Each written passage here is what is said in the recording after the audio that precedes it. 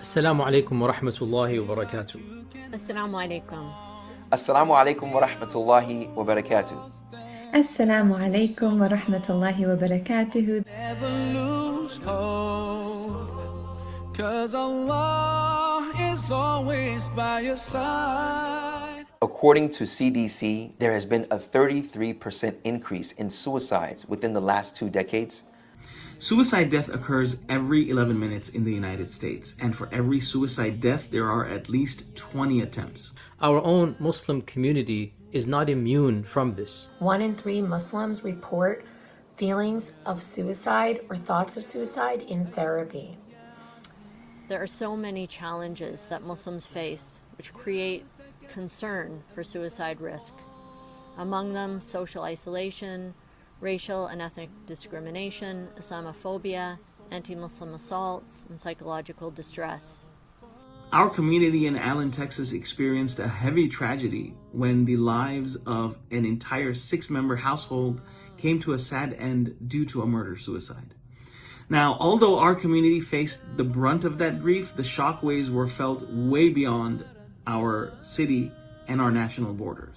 When it comes to suicide, it's poorly understood in the Muslim community and way under-researched. And our imams are not well equipped to deal with these issues. Unlike other medical-related deaths, suicide is 100% preventable with the proper support and tools. And we of the religious community need to train our own leaders to be the first line of defense. The good news is that the Stanford Muslim Mental Health and Islamic Psychology Lab has developed an evidence-based, in-depth suicide prevention, intervention, and postvention training. The postvention or crisis response has been utilized in many Muslim communities throughout the US. I was fortunate enough to attend Dr. Rania Awaad's emergency suicide postvention training. I myself have attended an online session and found it very beneficial. I felt very blessed to have attended and wished that more of our community members, in particular our religious leaders, could also benefit from the powerful and critical training that we received.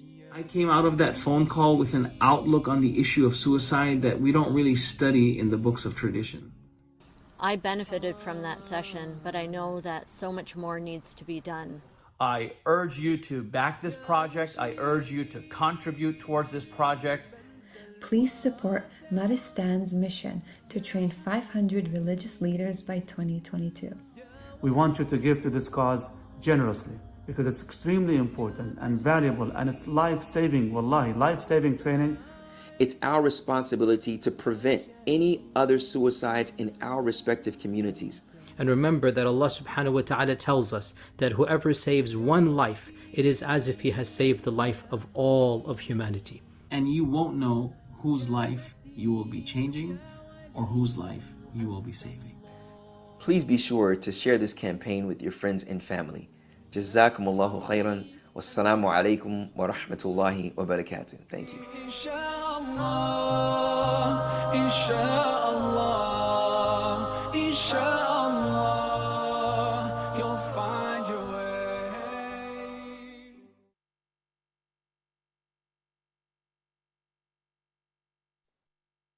Assalamu alaikum and welcome everyone. Thank you so much for joining us for our learning circle on suicide prevention in the Muslim community. My name is Tasmir and I'm the lead of Maristan's community suicide response training, also known as the 500 Imams Religious and Community Leaders Campaign. For those of you that are new to Maristan or have never heard about Maristan, Maristan is an organization that is a clinical, educational, and research-based initiative inspired by the holistic Maristans of Islam's historical tradition.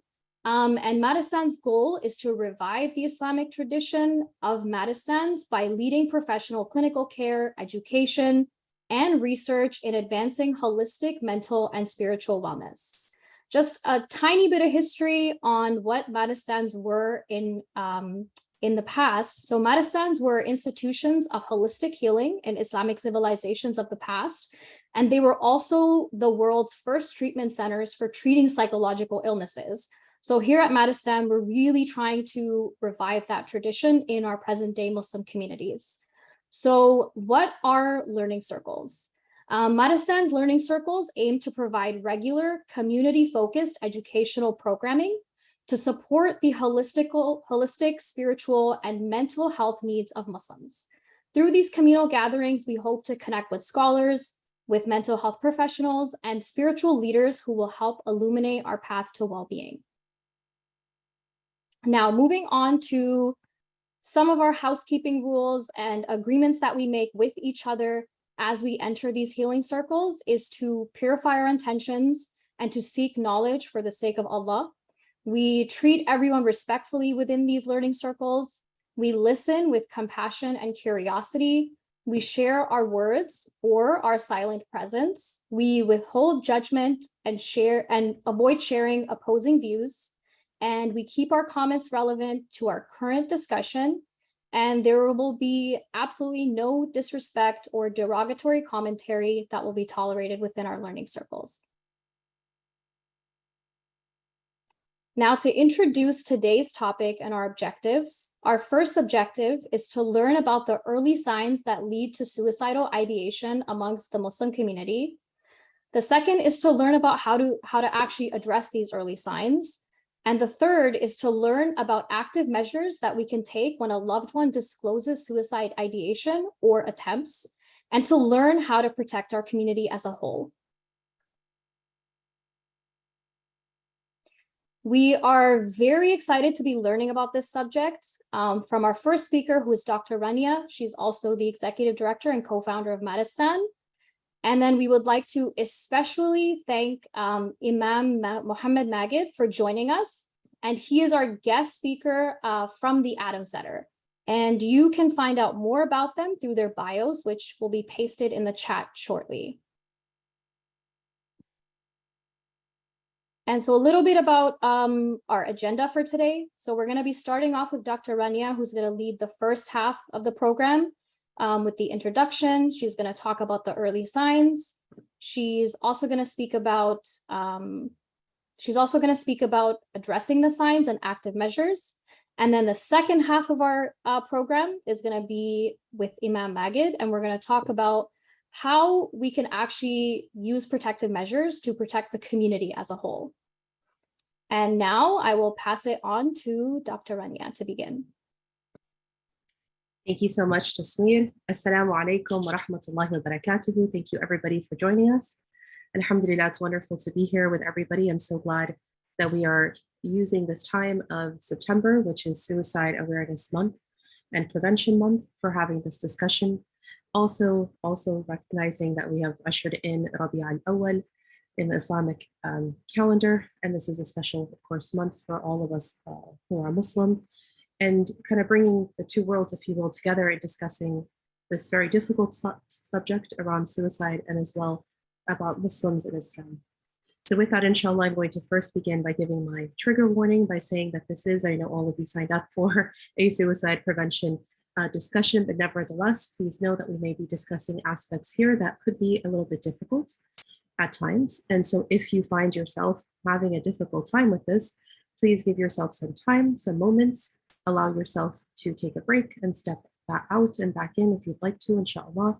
And feel free also to reach out to all of us through the chat and let us know if you're having a particularly difficult time. We'll do our best, inshallah, to address your concerns.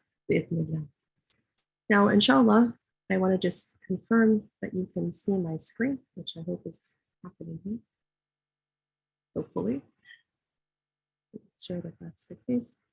And inshallah, what I'm going to do is start, inshallah, with a couple of slides related to suicide prevention within the Muslim community specifically. This conversation, inshallah, is one of utmost importance and very near and dear to my heart. It is something that is difficult to talk about within the Muslim community, and we have experienced many losses recently, subhanAllah.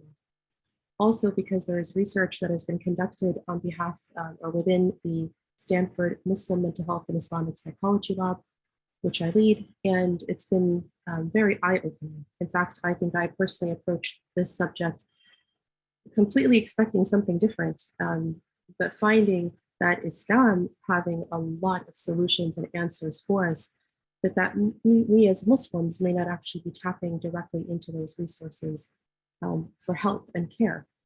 Also, the fact that our faith promotes well-being and seeking out help and care when needed, but often there is a lot of stigma and difficulty in doing so. So that's how I'm going to preface what I say here, inshallah.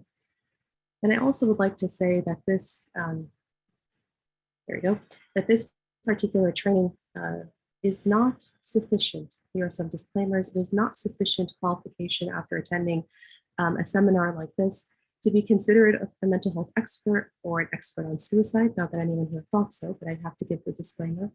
And also that while we are trying, inshallah, to improve our knowledge base related to the topic of suicide, please know that this is really in order to allow you to know this information better and hopefully be able to help others around you.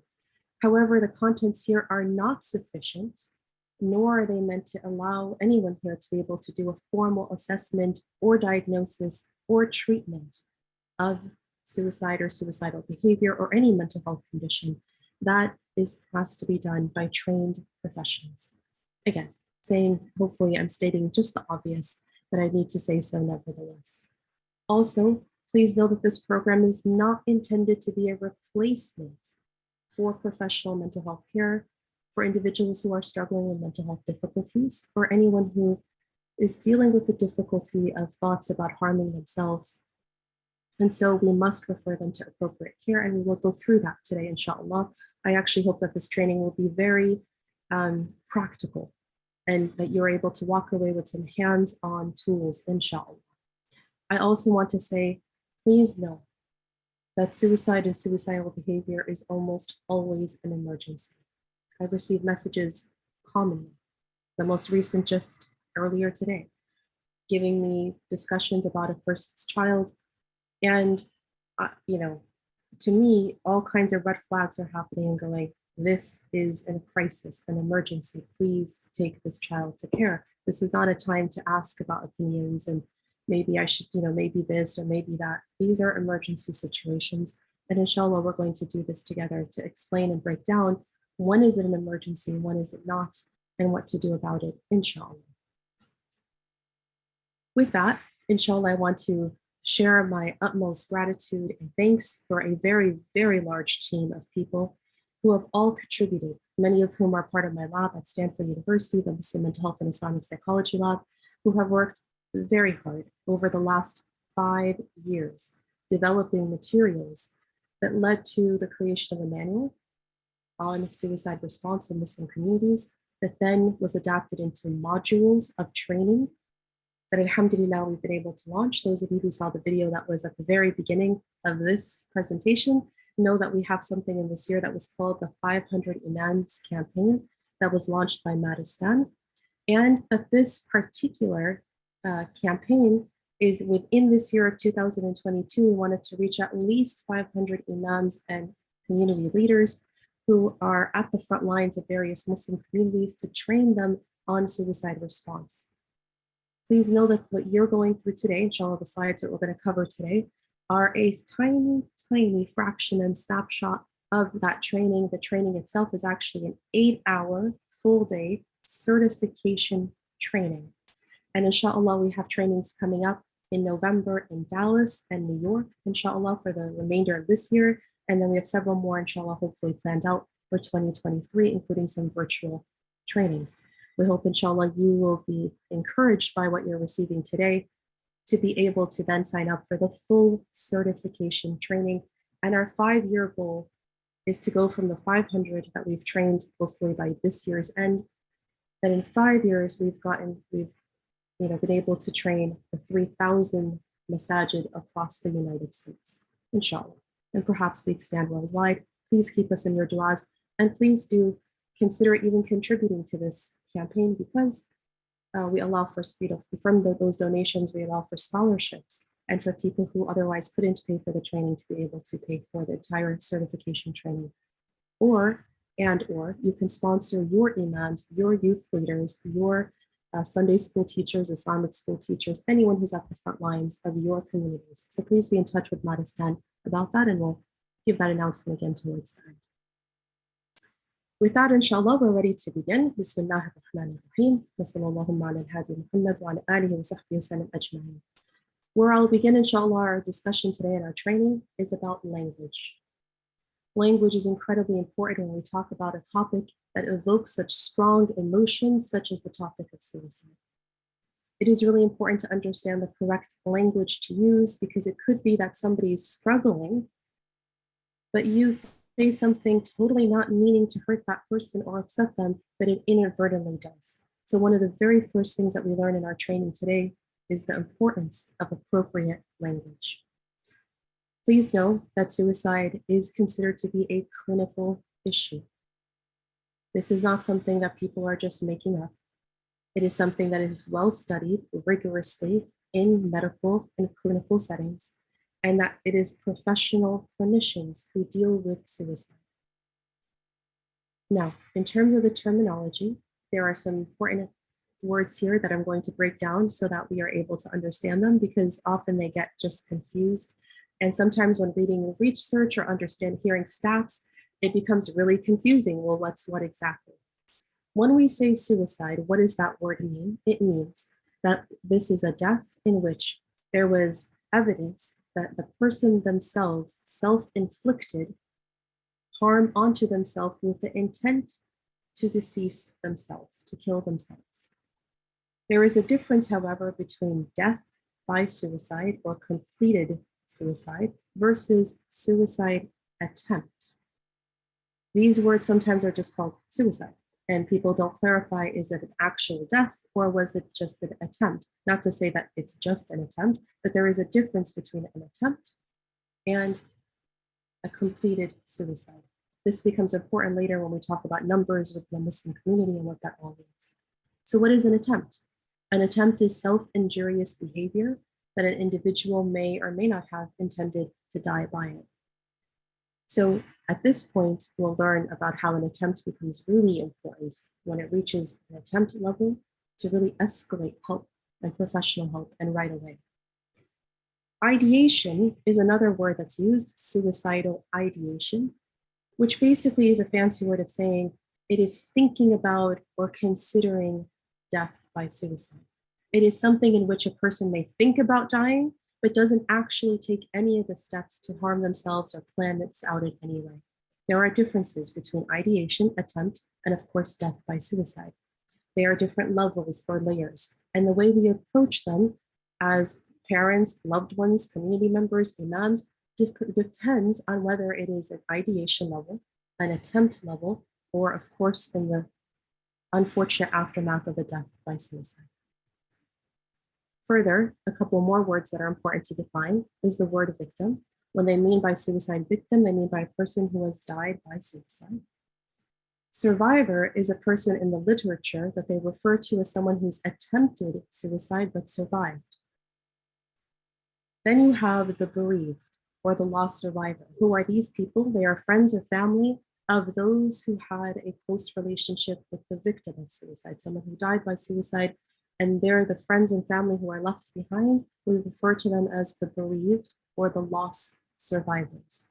Why am I going through all the pains of really defining these 6 terms clearly, hopefully clearly, inshallah, is because it really makes a difference for us to know the red flags, to understand, is this currently an emergency? Do I have to do something right now? Or is it something that a person can seek help for over time? Or is it something that is a chronic condition that keeps coming up that may not be as emergency as something, for example, like an attempt? So when we talk about language, please take a close look at the slide here. Also, we published an article and we can put it into the chat box, inshallah. We have a couple of articles actually on Muslim matters that this chart you'll see there as well. There's tables and charts about language, what to say, what not to say, how to better say it. One of the most common things I find that people tell me is if they're friends and family of someone who's going through suicidal ideation, thinking, or even attempt, even imams have reached out, sheikhat and imams have said, I really want to help counsel this person, but I have a loss for words of what to say. So here, this chart can help, I hope, inshallah. about the do's and don'ts of the words we choose and how we say them. To say something like, our community must be vigilant in order to stop more young people from succumbing to the darkness of suicide. It would not be appropriate. It would be better to say, suicide is preventable, and we can come together as a community to avoid future losses. Excellent. That is appropriate, and it is true. Like the video you just watched, if in fact, with the right knowledge and the right tools, we find that suicide action is preventable. And that's why we're having these trainings. I'm so glad. Thank you all for being here. So glad you're here. Alhamdulillah. May Allah subhanahu wa ta'ala allow in your hands lives saved, inshallah. It would not be appropriate to say, after months of battling depression, they gave up and committed the ultimate act. Very dramatic language, right?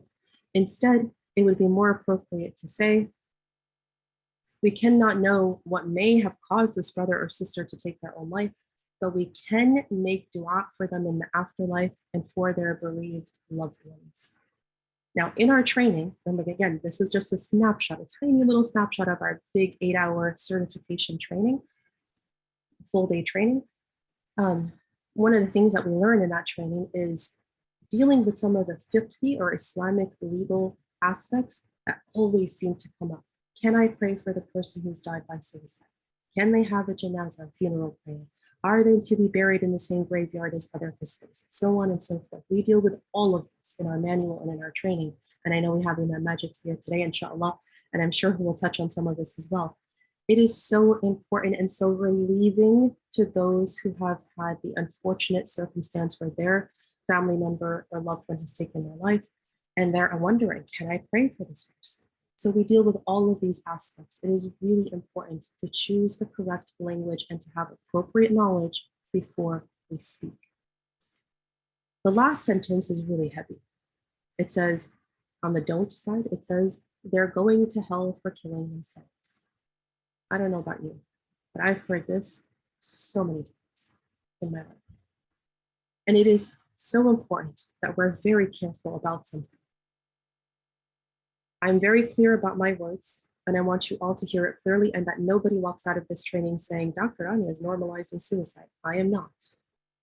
What am I doing? I'm saying very clearly, and please, I don't mince my words. Suicide is haram. What is problematic is when people try to judge the akhirah of a person who has died by suicide, and we don't know the circumstances that led to them. In fact, we don't even know our own endings. May Allah protect us and preserve all of us to judge anybody else's. This is very important. So to say a statement like what's said here on the side here, they are going to hell for killing themselves, is very problematic. Rather, what we can say is something like, may Allah subhanahu wa ta'ala grant their family sabr or patience during this time. And to recuse ourselves from giving any judgment because only Allah is the judge and only Allah knows in those final moments what was happening for that person. This is very important. In our big training, we go through this, we role play, we discuss it, we kind of hash it out, we go through case scenarios, we give very realistic case scenarios, and we discuss this in much, much more detail. I'm giving you here but a snapshot of the discussion in that bigger training with hopes that inshallah you join us for that training. Now I know someone's going to ask, what about suicide amongst Muslims in specific? Well, first we have to clarify, are we talking about Muslims worldwide, in Muslim majority countries, or are we talking about Muslims in the West? I know many of you are joining from different places. I'm here in America, and my research is focused at the moment on American Muslims. And there is a difference. When you look at the literature across the world of the Muslim world, it is true. Death by suicide and suicide attempts both are lower amongst Muslims worldwide than they are amongst other people. So why was the research on American Muslims looking different? There was, in fact, and continues to show, unfortunately, an increase in suicide rates, particularly attempts. And attempts are different than deaths by suicide. Increase in attempts. Now, the more attempts you have, the more likely you're going to get a death by suicide at some point. So those numbers may catch up to each other. But right now, it is showing that attempts by suicide in American Muslims are higher. And we're going to talk about the theories as to why that is momentarily. What we do know is that when you compare Muslims and non-Muslims together, we don't find that there is a difference in suicidal ideation, potentially thinking about it or contemplating it or saying maybe my life isn't worth living. This is a human issue.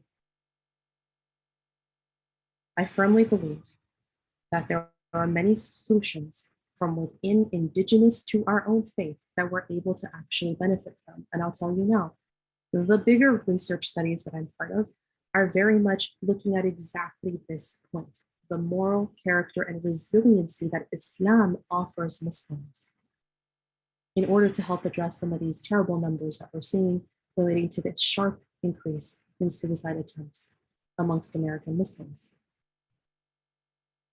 I also would like to share with you that there are multiple reasons as to why it could be that a person may feel suicidal. This is very, very, very important. Please pay attention to this slide. Like any other mental health condition, there are multifactorial issues as to why a person could experience it. For some, it could be biological. It could be something that is genetic. They have a family history of chronic depression, let's say. Or it could be that it's a physical health condition. Or it could be something related to substance use.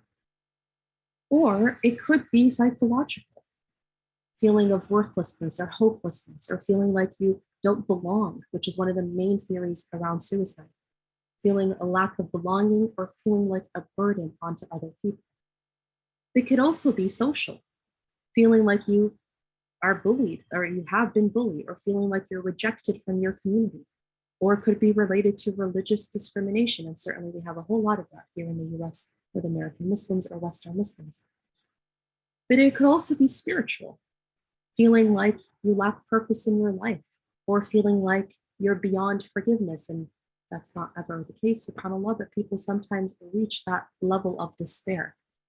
Or if you notice, and this is a Venn diagram where you see overlapping circles and you see overlapping shades of colors, it could be a combination of biological and psychological, or spiritual and social, or a combination of 3 or 4 or all of these together.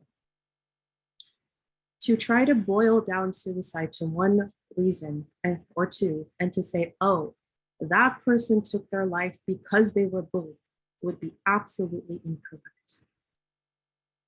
Because while bullying may have been one thing that happened to them, let's say, there are usually a multitude of other reasons that happen.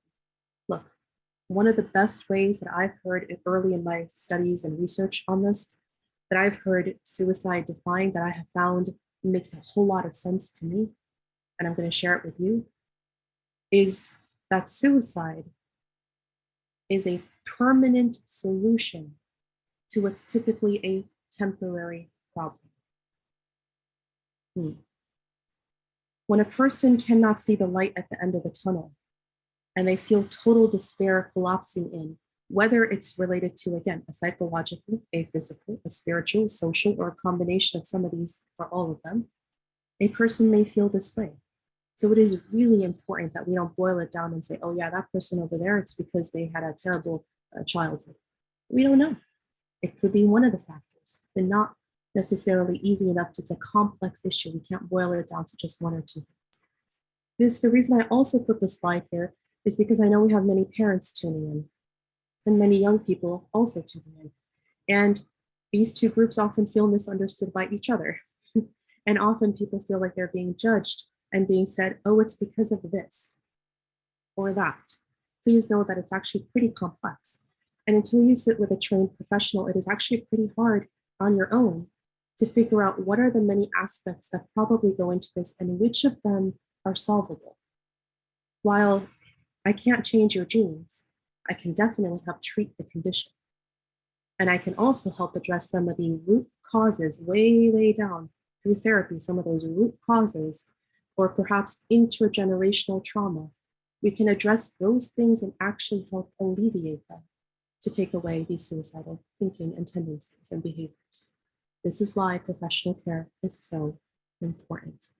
But professional care that's hopefully grounded in spiritual aspects as well, because losing that whole big green circle there on spiritual is really causes the whole thing to be lopsided. So more on that in the larger training, inshallah. Now, as we go on, many of you have wanted to understand, tell us about suicide prevention. Now we understood a little bit about the definitions. We understood a little bit about the reasons why suicide happens. We've talked about the importance of language and the do's and don'ts. Talk to us about prevention. Okay, here we go. Let's try to define suicide prevention. Okay, first, let's talk about our ways of doing so. There are two main ways: to create communities where mental health is recognized and valued. And alhamdulillah, between my own work here in the San Francisco Bay Area Muslim community and Dr. Imam Majid's work in the Adams Center, two different coasts and two different areas, but mashallah, two communities that have truly tried to embrace mental health.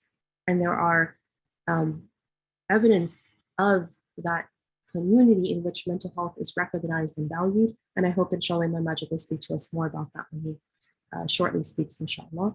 Number two, building a community capacity for responding to mental health problems before they become a crisis. Often as American Muslim communities, I speak to our own American Muslim communities, we are often very responsive.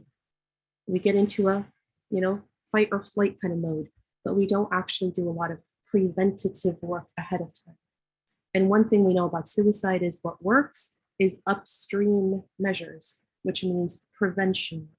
What do you do with prevention? A whole lot of education. A whole lot of education. And this here about personal responsibility, knowing that no community is immune to mental health crises. It is just because we are Muslim and have, inshallah, the perfect worldview and religion that God has given us, it does not make us immune to suicide or crises like suicide. Why? Because not all of us are implementing the full worldview of how it's meant to be implemented. Secondly, we just talked about biological conditions, genetic conditions, social, environmental, and spiritual issues that lead to this. So we can't just say, because we're Muslim, we're not going to deal with this. No, not only are we not dealing with it, but we're sticking our head in the sand and we keep seeing people, young and old, die by suicide. So what do we need to do? We should and must strive to make our communities healthier spaces, acknowledge our limitations, bring in professional care and help, make sure there's educational programmings that are happening throughout the year.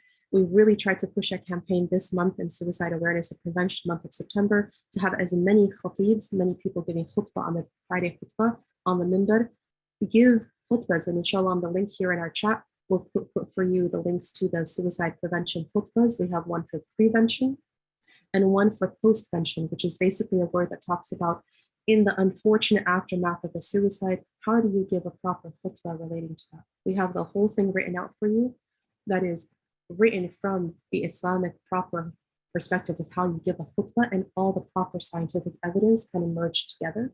And it's free, downloadable immediately right from the website. So please do click on that resource and take it and give it to your khatibs, inshallah, to state. The more educational programmings, the more trainings, the better off we will be, inshallah.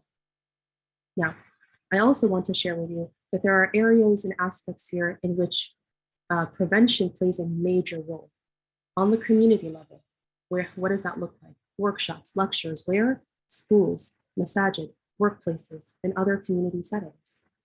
There are so many places we have done these trainings, or we've been pulled into these trainings, and that we want to go do these trainings, inshallah.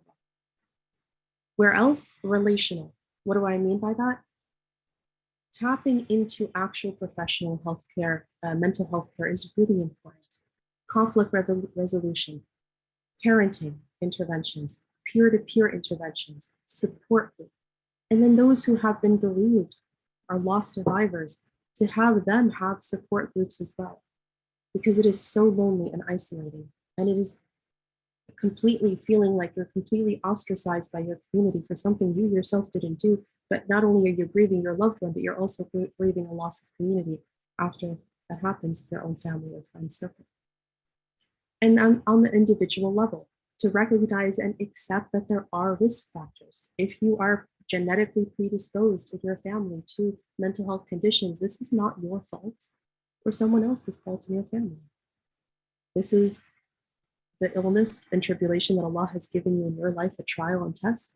But He's also, like He promised us through the hadith of the Prophet ﷺ, لِكُلِّ دَاءٍ دَوَاء, to every illness Allah has sent, He's also sent a treatment, or in another narration, a cure. So it is on us as individuals to seek out help and treatment for whatever is happening in our life, any health conditions, including mental health.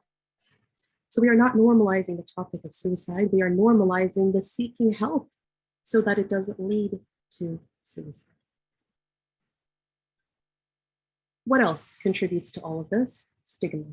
Stigma is, how do you define this word? It is the negative social attitude, disapproval, or discrimination against anyone due to any one of their traits, ethnicity, mental illness, disability, and so on and so forth.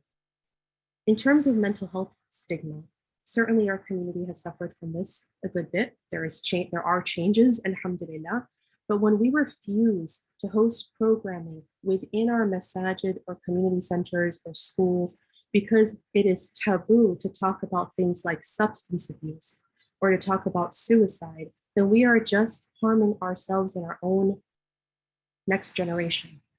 Because these are human conditions. We're going to continue to suffer from them. So why not address it right heads on? So an example of this is when people say, and I've had this direct conversation at some of the organizations I have been part of as a community member, when people say, if we had an Alcoholics Anonymous at our mosque, what would people think of us? And I'm thinking to myself, do you know how many people in this community are dealing with that very problem? But we are putting our head in the sand and not dealing with the actual issue, even though we have some wonderful, amazing medical advancements, but also spiritual aspects from within our own deen that can really help us with these issues. It could also be relational, shaming language that puts down individuals who are at risk. When someone says something like, quote, be careful around Ahmed, he sees a shrink, so he must be crazy, right? This is very problematic. SubhanAllah, when we start to talk in this language and then we laugh at or make fun of things related to mental health, that person becomes not even just further ostracized, but then suicide becomes even more viable, right, as an option to them. And on the individual level, when you are ignoring the warning signs for yourself or your own loved ones. And I see this with parents all the time. It's not their fault. They're worried about their children, but they're also very worried about the community image for them and their children. And their children are literally in red flag, red zone, red flag, red zone. But because of all that stigma and shame, they're not able to take the next step. And then when the inevitable happens, there's a lot of, even more guilt and upset and shame. So when people say things like, quote, I have to keep this to myself, I can't be weak and live on medication or therapy, these are self-defeating thoughts, and it goes against everything our Sharia teaches us about asking the people of knowledge when you do not know, the ayah directly in the Quran, and also the concept that Allah subhanahu wa ta'ala does send treatments for every illness, including anything related to mental illness as well. So as I wrap up here, as we talk about stigma and confronting stigma, there is definitely ways in which we do this. Please know that here in the United States, 1 in every 5 adults will experience a mental health problem at some point in their life. Truly, the global pandemic of COVID-19, if it has taught us anything other than hoarding toilet paper, it is that we have all experienced mental health conditions or our loved ones right in front of our eyes. And we need to get over this. And I know many of you in this room are over this, inshallah, because you're here. You came to a seminar called Suicide Prevention. But there are many out there, including those in our own families, who are not yet over this hump, and we need to really help them, inshallah. Also understanding that when we talk about well-being, right, and this is not, people talk about it being self-care is selfish, it's not. This is something where Allah subhanahu wa ta'ala tells us to be able to fill our own cup, if you will, so that we can pour out for others. But if you keep on pouring out without taking care of yourself, then you will run on empty and eventually not be able to help yourself or anyone else. So this kind of concept is also self-defeating. Also thinking about formally creating the spaces actual spaces of healing and care within our centers. And I hope, inshallah, you'll hear today a little bit more about that. And to understand and accept the challenges that come with this. Now, the last part of my presentation has to do with some very practical skills. Many of you are wanting to understand, if I find somebody who is in fact having a difficulty with suicide, they're having thoughts about suicide, and I'm pulled in, whether it's my own friend, my own child, whether I'm a leader in the community, whether I'm the MSA president and therefore people pull me in, right? Whoever I may be, if I happen to be in a situation, in a place of leadership or even within my own circles, that a person is having a hard time, what can I do? Right? So here, the next several slides are very much practical steps, inshallah. Number one, check in and keep checking in.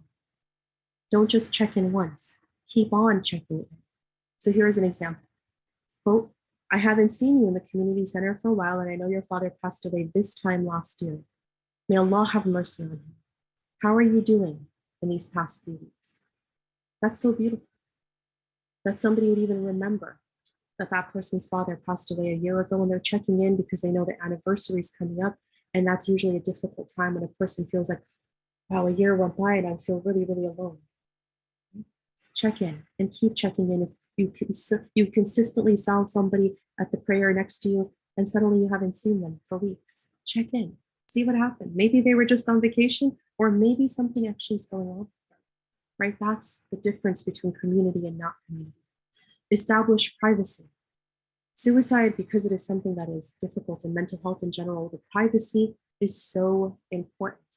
We professionals are so careful about confidentiality. It is the biggest part of our training, is literally on how do you keep confidence and confidentiality. But in a community setting, this becomes a little more blurred lines. So if you are going to talk to somebody about this topic, take them away from the crowd. Talk to them in private. Politely ask others to step aside as you're trying to understand what's happening with them. Also, make sure that you know that there could be vulnerability that comes from this. So if a person starts to tear up or starts to break down, right, where they share with you something very heavy, you need to kind of be aware that that may happen. And so you have some support that you lean on when that happens. And also that you don't try to quiet them up. Often we find a lot of religious language of saying things like, don't say that, haram, don't know, right? Please don't do that to somebody who's going through suicidal thinking and issues. Instead, say something like, quote, that sounds like you're going through a really hard time. What has that been like for you? Can you tell me a little bit more? Just allow them, maybe they need to just sort of debrief a little bit, unload a little bit. And you are not the counselor, no, you're not the professional, you're not the therapist, but you're giving them some room, because when they open up a little, then you can say, how about we connect you to professional care? Okay? And then actively listen. So if they say to you, I've been feeling pretty hopeless about the future, ask them, what does that mean for you in your daily life, right? And often with young people, they tell me, my parents or the older people in my life don't even try to ask, they just shut me up. Or if they ask, they're not really listening, or they're like, get over that already. And that's not helpful in any way, nor is the person going to get the help they need in that way either. So inshallah, I'm going to quote here our dear Imam Siraj Wahajid often would say, when we know better, we do better. So inshallah, when we know better, we will do better, inshallah. Now, there are 3 levels to suicidal ideation and thinking, and here are where I'm talking about the red flags. When we talk about low risk, intermediate risk, and high risk, how do I tell if I need to take them to the emergency room immediately or not? Here are your very practical steps. And again, this is a little snapshot from the much bigger trainings. I hope you'll get the much bigger training, inshallah, at some point. But here is some very basic level of what to do. At low risk, it basically is somebody who, their severity, right? When you ask them what's happening with you, they say, well, sometimes I think of killing myself. It crosses my mind, but I just shake it off, right? Or somebody might say something like, I'm just tired of life. You know, I wish I could just go to sleep and not wake up. That is what we call passive thinking. They haven't taken any actual steps, no plans, no actual steps. So this is not a case where you need to take them to the emergency room right now. Rather, you figure out, do they have any good protective factors? What are their protective factors? Things like family. So if someone says, oh, I would never do that, it would devastate my family. Okay, alhamdulillah, that was a protective factor. I hear people very often say, I would never do that. It's haram and I want my akhirah to be Jannah, like something like that. Good. That means their religion is a protective factor. Okay. So what do you do for someone like at this level of low risk? They have some thoughts, but they're not acting on it. What do? You go through that suicide risk assessment, right, that we just talked about, which is this over here, these 4 steps that we talked about. So you go through this, okay, to figure out where are they at. And then you discuss a safety plan. How do you plan to seek safety if it worsens? This is so key. And in our training, we actually teach people how to do a safety assessment, and also know that all professionals, our mental health professionals, are trained on how to do a safety assessment. But it could be something like a list where a person says, if it starts to get really bad, I'll call so-and-so. And if they don't pick up, then I'll call so-and-so. And if that doesn't work, then I'll go to the doctor. And if that doesn't work, I'll do this. Like it's a list, essentially, almost like a triage, right? So these are very important things. And if somebody's a little bit prone to thinking this way chronically, it's really important that you have that safety plan in place. What happens if someone is moderate risk? What does that mean? It means that on the lower end, right, they're ambivalent to suicide, and on the higher end, they're actually considering it. So they're not too sure they want to do this, but actually if they get pushed into a corner, they will, like this kind of thing, right? So what happens for someone like this? It means it's really important to ask about if they have a plan. This is where there might be, I gave my trigger warning in the beginning, I'll give it again. This is some difficult conversation we're going through right now. If a person says something like, if I were to commit suicide, I'd probably jump off a bridge on my way home one day from work. Or they'd say something like, if things get harder for me, I'll probably end up killing myself, or I'll jump in front of a train. Here in this area, at Stanford, where I am, the Palo Alto city, which is where the university is located, it also has a school district. And in the last several years, there has been, unfortunately, a very high peak of deaths by suicide. This is pre-COVID, all happening at the train tracks.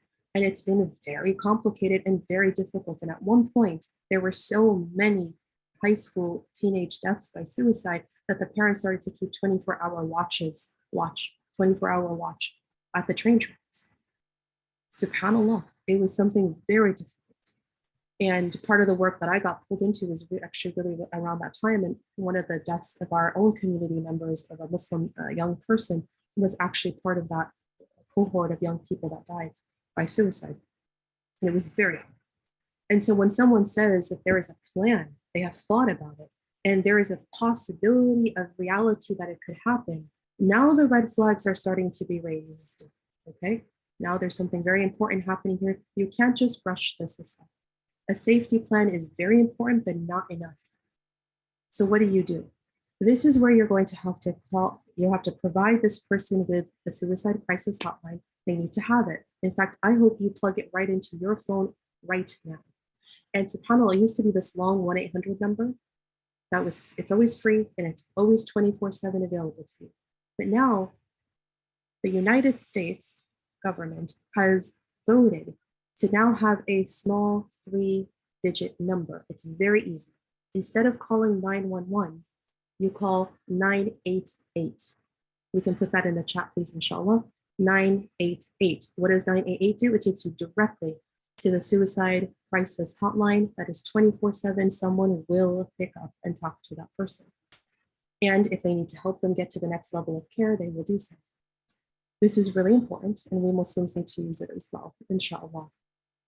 Secondly, to make sure that if you are in a place of leadership, or you have somebody in your family that's chronically going through this, that you get trained. Take this training, take the mental health first aid trainings, take QPR, right? Take any sort of suicide response a gatekeeper training, first line responders training.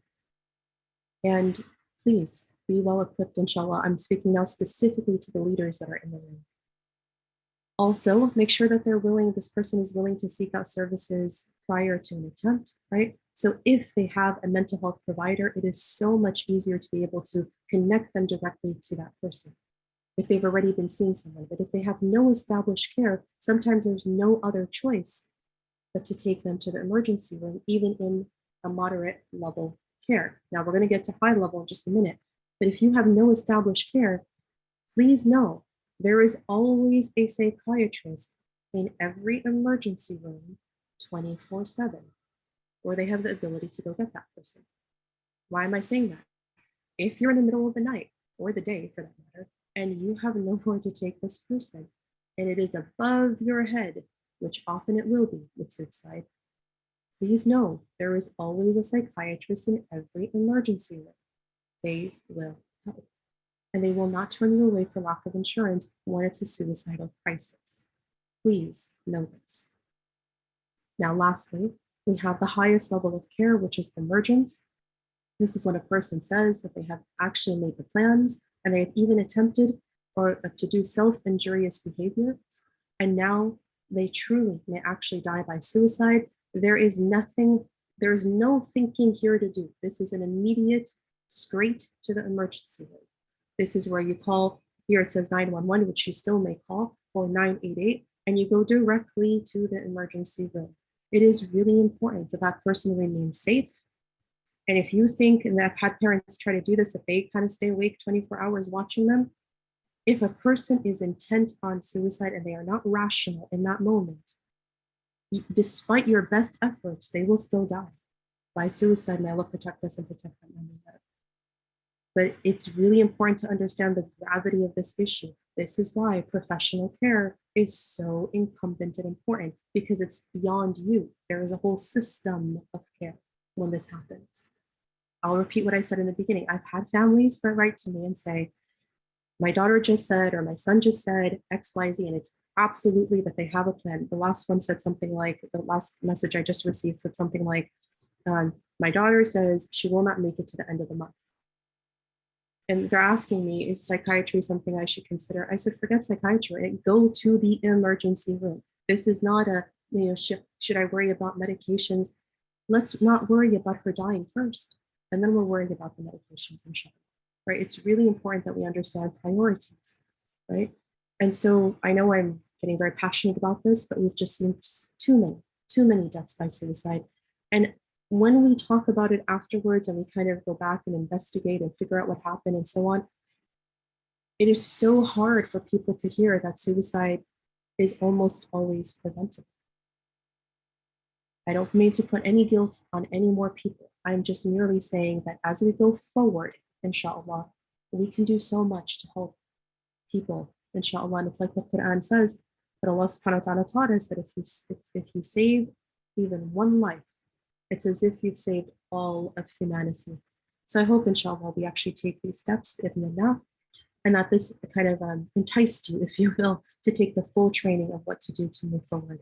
This is my last slide, inshallah, and it just talks about how to keep calm in a very difficult situation. Because if you get all frazzled, then imagine the person who's contemplating death by suicide right in that moment, right?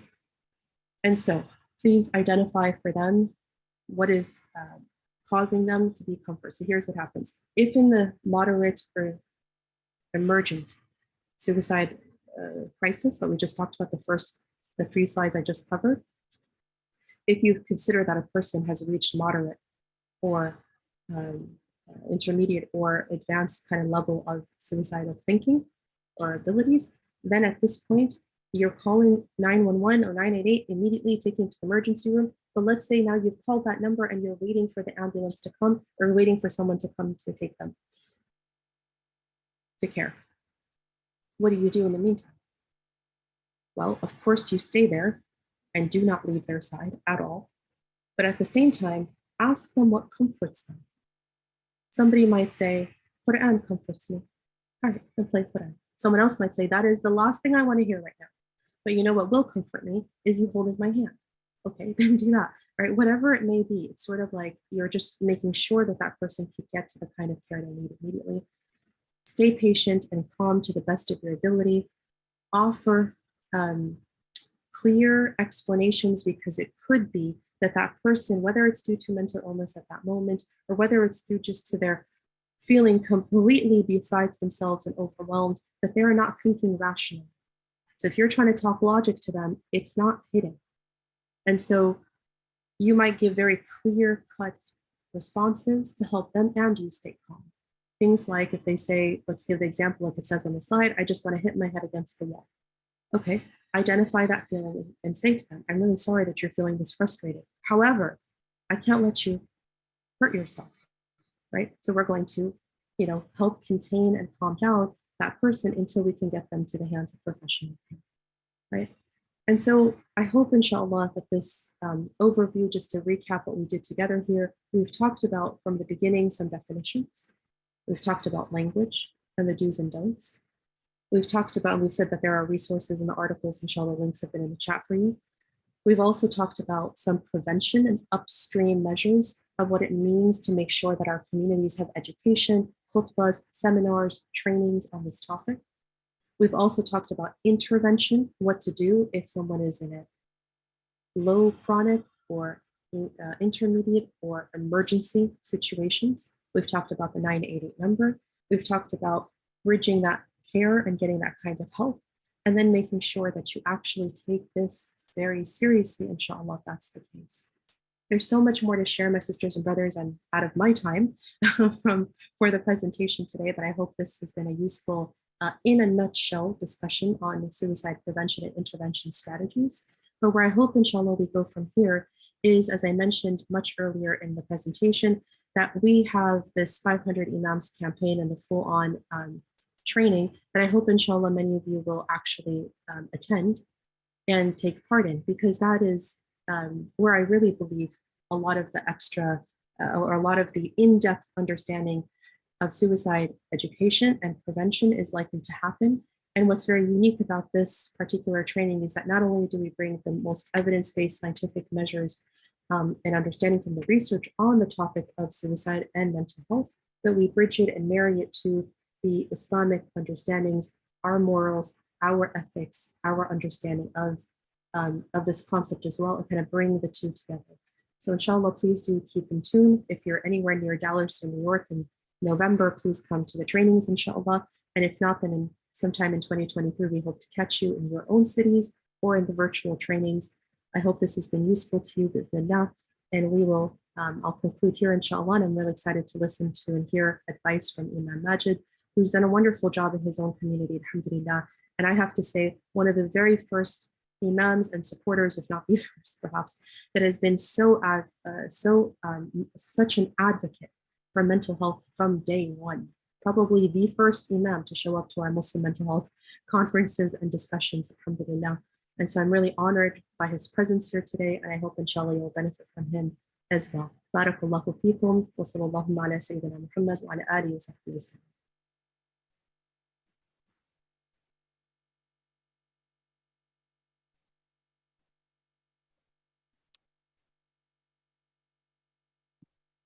Bismillah, alhamdulillah, salatu wassalamu ala rasulillah. First, I would like to thank Dr. Rania Awaad and her team for really bringing in one of the most important issues in our community, the topic of the time. In the last 4 months in this area, we lost 4 people to suicide. And I know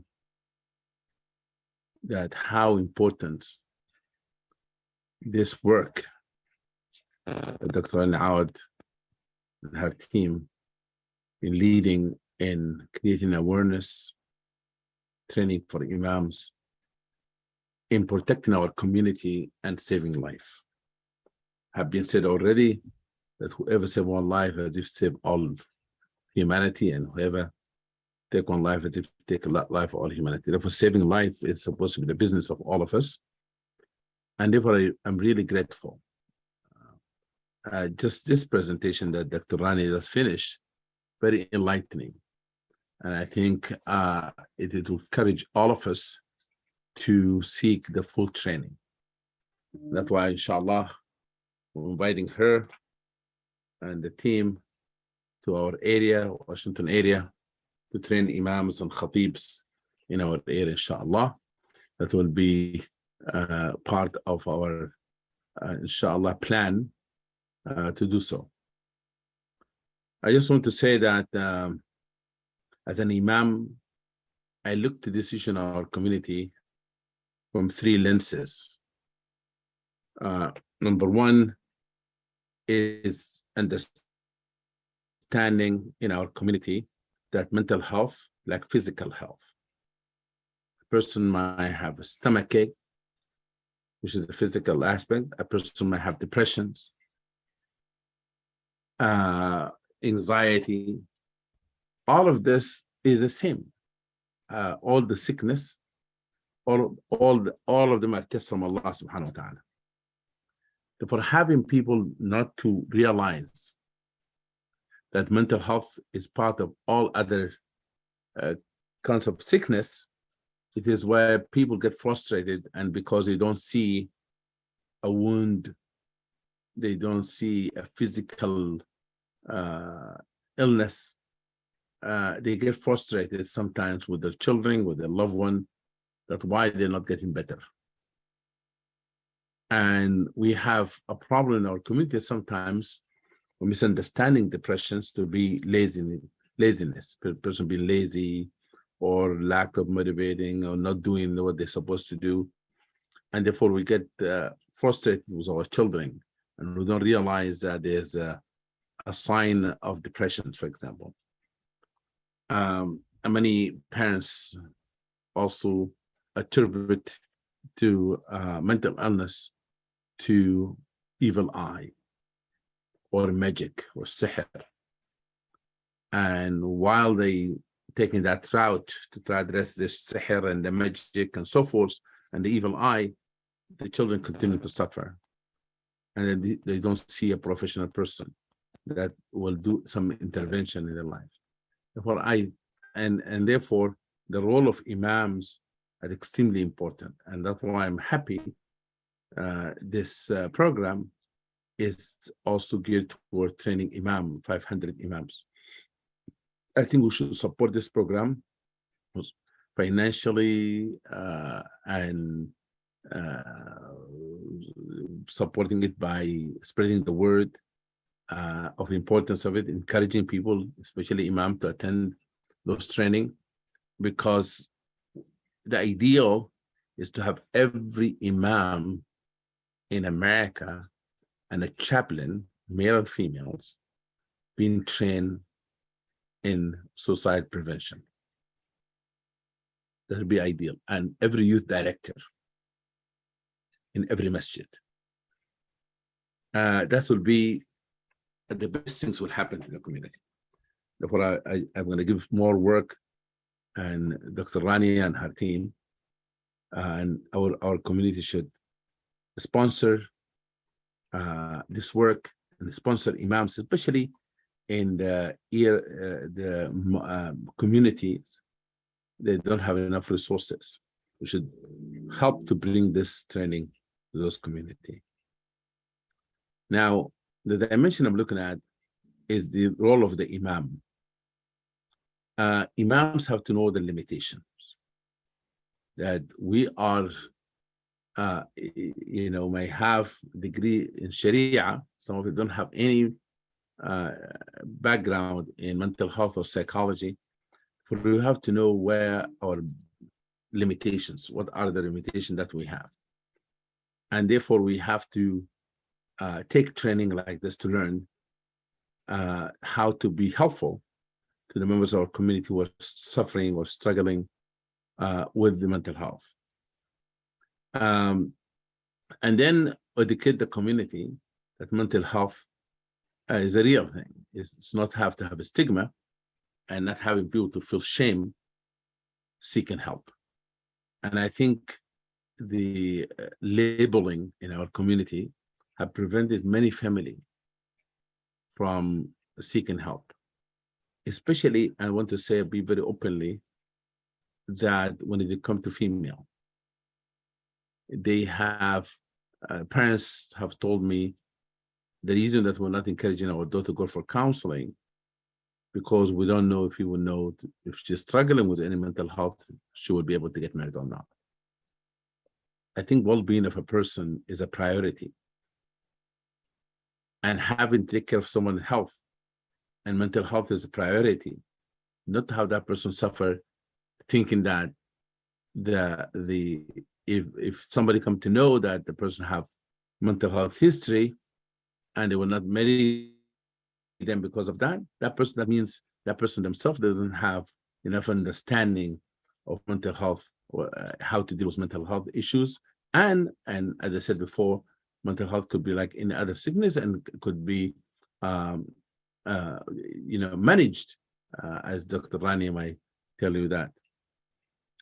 Now, the other thing is that we should not mislead people as imams. I do believe in the power of the Quran and the healing. I do believe that. But we have to know that even if a person comes with a physical illness and they want to ask us to make dua for shifa, we make the dua for shifa, but we ask them to seek the dawa, the healing, the doctor. And that's the same thing applicable in mental health. Because delaying treatment by prolonging someone suffering by telling them that is do ruqya only, don't go to the doctor because they might give you medication, or you become addicted to medication. And we read in the Sunnah that Rasulullah advised people to have a talbina made of broccoli. And he said that it reduced sadness. That shows that there's a physical remedy or medication aspect of it. The Rasulullah recommending that. And therefore, nothing wrong with people having medication and addressing their mental health issues. Now, the other aspect of this is the role of the Imam supporting family who have experienced tragedy in their family and lost someone to suicide. What kind of support system we have? We have, unfortunately, imams who say will not lead the prayer, for example. Who said that? A person who, as Sister Rania is saying, we're not normalizing suicide, but we're saying that you have to remember the person who have mental health that made them come to that point. Who knows? Allah, the pen is lifted on them. It is where a person knows right and wrong, and their complete mental, well-being. That is different from a person who is suffering from mental illness. But I wanted to make sure, as Dr. Rania said, to bring comfort to the family rather than make them suffer twice. They lost a loved one, and here the Imam passing judgment on them and the community passing judgment on them, and then they feel isolated in their own community. Now, in Khutbah al-Jum'ah, for example, when we address this issue, you have to be careful of the language that we use, even as we speak about this issue, mental health issue. That's why I think this training is extremely important, and I'm quite sure that Dr. Rani and others have developed talking points to the Imam how to speak about this issue. The other thing is that is how to partner as imams with the mental health professionals in our community. Alhamdulillah, in Adam Center, we have 16 mental health professionals, and we had a social worker. She established good relationships with Sue, the relationship with the mental health. And I work closely with mental health professionals. And actually, we meet now once a month. We discuss cases and we discuss without bringing names, completely confidential. We don't talk about people names and so forth, but we're talking about what are the things in our community we see that we need to address. And also, we also talk about how the imams and mental health people can take care of themselves spiritually.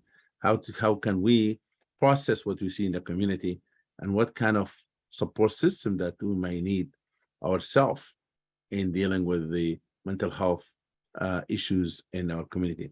There's almost like mental health crisis now in this country, all of the our mental health counselor, they have waiting list. All of them have waiting list, and therefore this is really very timely. I really cannot overemphasize how much I appreciate what Dr. Rania and her team are doing in this regard.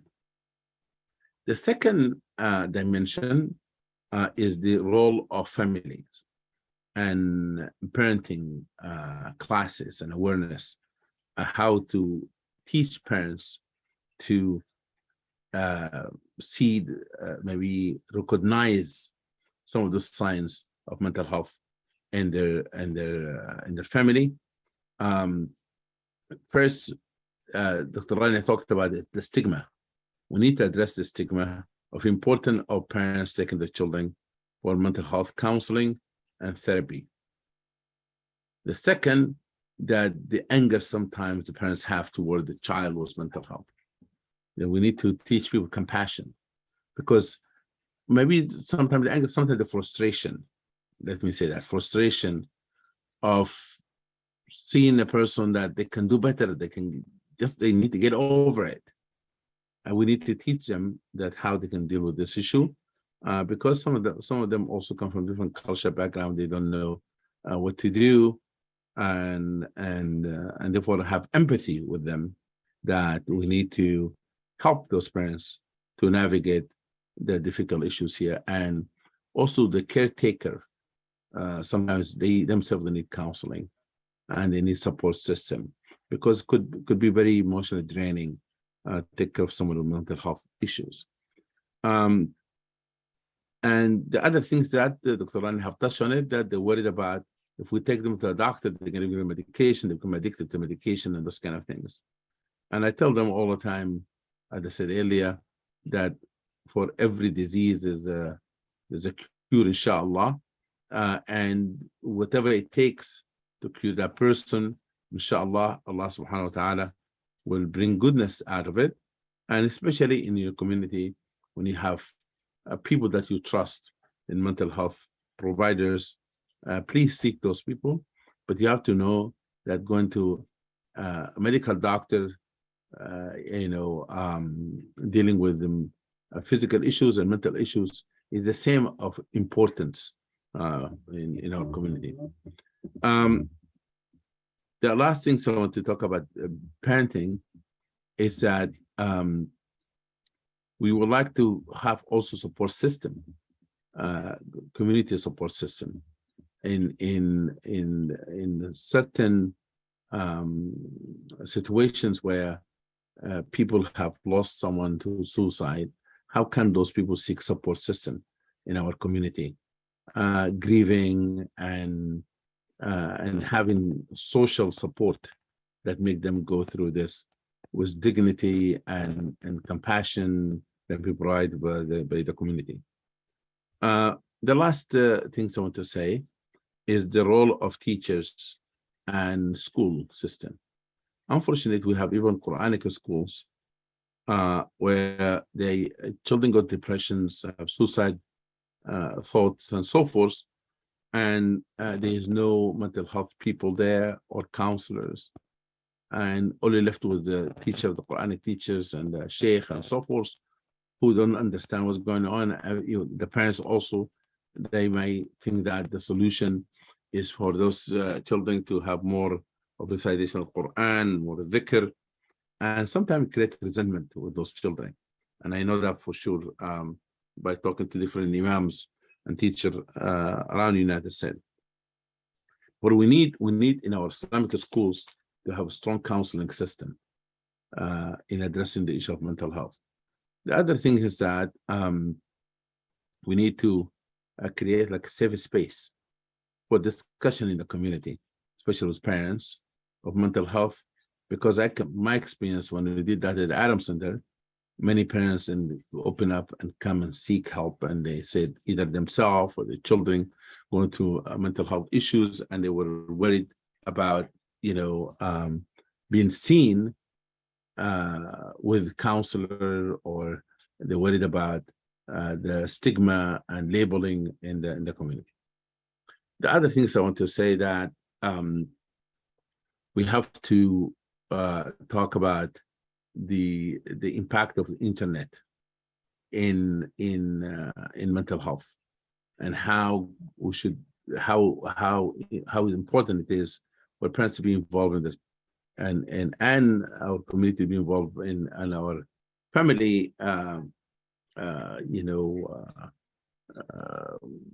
concerned about the well-being and being connected, to connect those family members, rather than people live in a virtual society. And sometimes they might have been talking to people that are not helpful.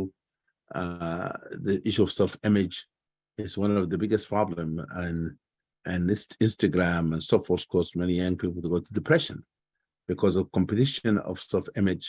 And it is very interesting that Rasul sallallahu alaihi wasallam said about a Sahabi named Zahir. Zahir was not that handsome guy, and many people were not being his friend during the Rasul time, because he is not the good looking, and is Rasul sallallahu alaihi wasallam used to joke with him all the time. And one day Zahir was in the market, and the Rasul sallallahu went and helped him from behind, and then he said, "Who holding me?" And then he come to Rasul sallallahu holding him. He threw it himself in the chest of Rasul sallallahu, and the Rasul sallallahu said, "Who will be interested in this man?" And he said, "Ya Rasulullah, no one will be interested in me. Look at me." Rasul sallallahu said, "وَلَكِنَّكَ عِنْدَ اللَّهِ غَالٍ." He was so precious in the eyes of Allah. We need to make sure that we address the issue of self-esteem in our community, and having our community to understand that words matters in talking to people. I'm not saying that as somebody that would by suicide because somebody has just said one thing to them. As Dr. Rania said, there's many factors in this issue, but I'm talking about a self-image in our community. And we have something called religious police. I don't know if you've heard of them. They're standing in our masajid, judging every young person walking into that masjid, how they look and so forth. They check them and so forth, and they turn them away from the masajid. And we need to have created compassionate community that really welcoming people and show care toward people. And I'm quite sure that maybe more for discussions. I want to stop here so that I don't go too long in addressing the issues. I left some of the issues for discussion, inshallah. Jazakum bikhair.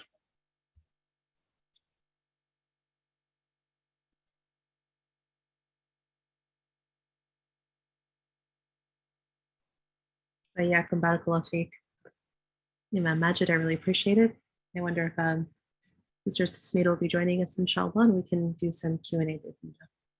Assalamu alaikum. Assalam. Everyone. So thank you so much, Dr. Rania and Imam Majid, on sharing your knowledge in your respective fields on this topic. We took away some really great points about suicide within the Islamic context, the many factors that contribute to suicide, and about combating stigma around suicide and mental illness. Additionally, Dr. Rania, you did an amazing job outlining how to conduct ourselves when speaking to someone with suicidal ideation or intent, and about how to assess and address suicide risk.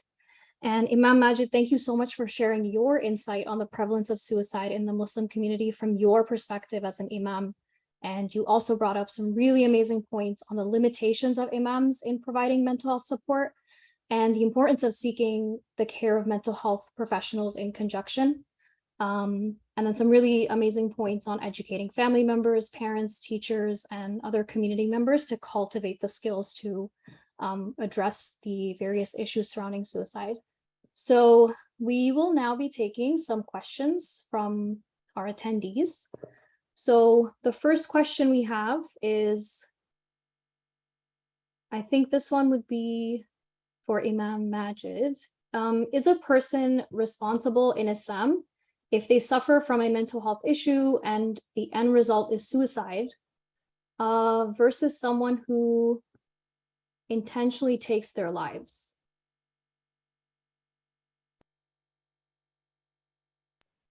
Sorry, you're muted, I think. In Islam, any act a person does at the time they're not aware of right and wrong, and they're not in complete mental capacity, they are not responsible for it.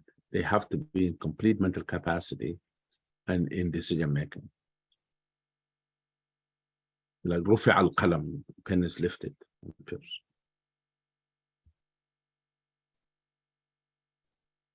think, Tasmir, if it's okay to join this question with another one that's in the chat as well that has to do with very similar thing. And it was, I think, something that I had said, so I'll address it inshallah, because it was a statement that I had said related to suicide being haram. And what I'm referring to there very specifically is the ruling in Islam, not specific people, obviously, but the ruling within the faith itself that says if a person intentionally takes their own life or hurts their own self, which results in death, then this is prohibited. And this is taken directly from the Quran. Allah subhanahu wa ta'ala says for us to not kill ourselves.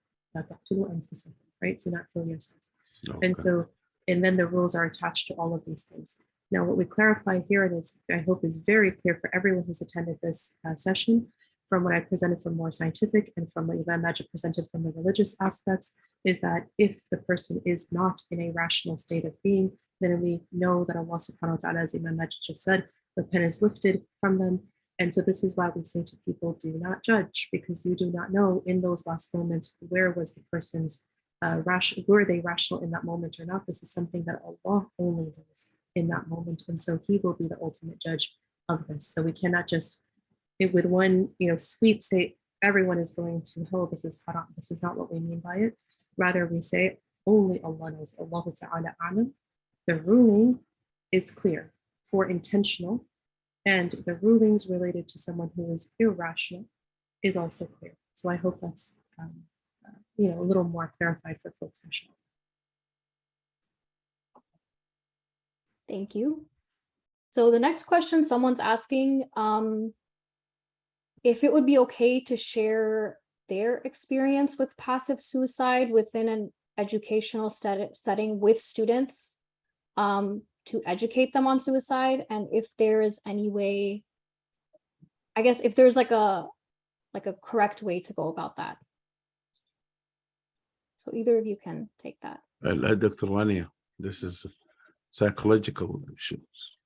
I think that there is certainly a benefit to sharing, although I would caution, inshallah, the questioner that while self-disclosure in many ways could be actually very therapeutic and helpful, at the same time, this topic is a very difficult and triggering topic. So finding the right way in which doing so is going to be really important. I don't know the ages that was it mentioned, how old these are. If they're very young and preschoolers, that may not be very useful to a Sunday school setting, but certainly if they are older. They actually mentioned that they're Sunday school students, but there's no age. Yeah, there's no age. So we don't know exactly the details on whether or not the age is appropriate or the setting is appropriate. However, in the right context, self-disclosure could be useful. In the wrong context, it could be very harmful. So this is where some judgment is going to need to be taken into account, and certainly some more training could be very useful too. And I just want to say one thing. Alhamdulillah, I'm so glad for the person who wrote that they themselves are able to overcome these chronic suicidal feelings. I'm so happy to hear that. Alhamdulillah, may Allah preserve you and help you help others, inshallah. Ameen. So another attendee is asking, how do we identify suicidal thoughts in someone we know is depressed, but they never explicitly say that they want to die? This too is a very difficult question, subhanAllah. And my heart really, subhanAllah, goes out to a person who has lost, anyone who's lost somebody to suicide. May Allah subhanahu wa ta'ala really ease that burden for you, subhanAllah, and then give maghfirah, forgiveness for your loved one. I mean, it's really hard when a person does not say. The one thing that I can answer from your question, if it could be useful at all, and I hope for being any use at all at this point, is to say that if a person is depressed, and the question here was chronically depressed, then please know that there is, for the others in the room, to know that there is in fact a predisposition to somebody to consider suicide and act upon suicide with chronic depression. They do sometimes go hand in hand.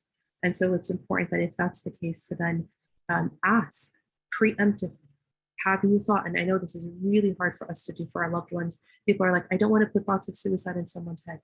It turns out that all of the research has proven that talking about suicide does not put the thought in someone's head. If they were already thinking it, it could actually be a bridge for you to be able to help that person get the care they need when they open up and actually say. And if they're not thinking of it, they'll say, no, I'm not thinking of this. So asking preemptively, especially if they're showing other signs of mental illness, would be very important. Secondly, is bridging them to care. So if a person is dealing with chronic depression, then we hope, inshallah, that they are getting the help and support they need from a professional who hopefully part of their professional assessment is to consistently ask about suicide. In depression, it is one of the main questions that we professionals will always ask about depression. Are you feeling suicidal? It is part of our every session that we have with a patient who is depressed, we ask this question. And so hopefully it'll be caught. But if there is no connection, again, to professional care, this may be missed. And so I'm not talking about this one person who asked this specific case, and we ask this person for all kinds, we pray for them for all kinds of ease, Allahumma ameen. I know that the person is asking to get a general sense in general for others, and I appreciate that, the bravery it takes to say, I've been through this, and now I'm asking for others. How do we help the others in the room? So thank you for sharing your very difficult experience and asking on behalf of others of how they can help. And this is how to help, inshallah. I hope this was of use. So this next question, I think Imam Majid, you might be able to answer. Someone asked, do you believe depression and Iman are associated? No. A person could be a very good believer and do tahajjud at night and have depressions. This is a myth. Anxiety attack, for example.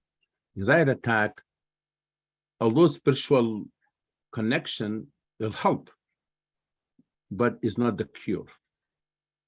And therefore, a person can have chemical imbalance. They can have other issues in their body, and they can have genetic issues. Therefore, it's very important for us not to tell a person that you have depression because your iman is weak. You have problem with Allah. You need to do more istighfar. And those kind of things. Imam Ali radiallahu anhu couldn't sleep at night, have araq. And come to Rasulullah gave him a dua to say. You know, you have someone like Sayyidah Maryam, when she gave birth to Isa alayhi salam, said, "Laytani mittu qabla hada wa kuntu nasiyan mansiya." I wish I was dead and forgotten. She doesn't have weak iman. You know, Musa alayhi salam have trauma. You know, when asked him to go to Pharaoh, she said to Allah, I'm worried about you hurting me. Talking to Allah subhanahu wa ta'ala. And Allah said, لا تخاف إني معكم وأسمع وأرى.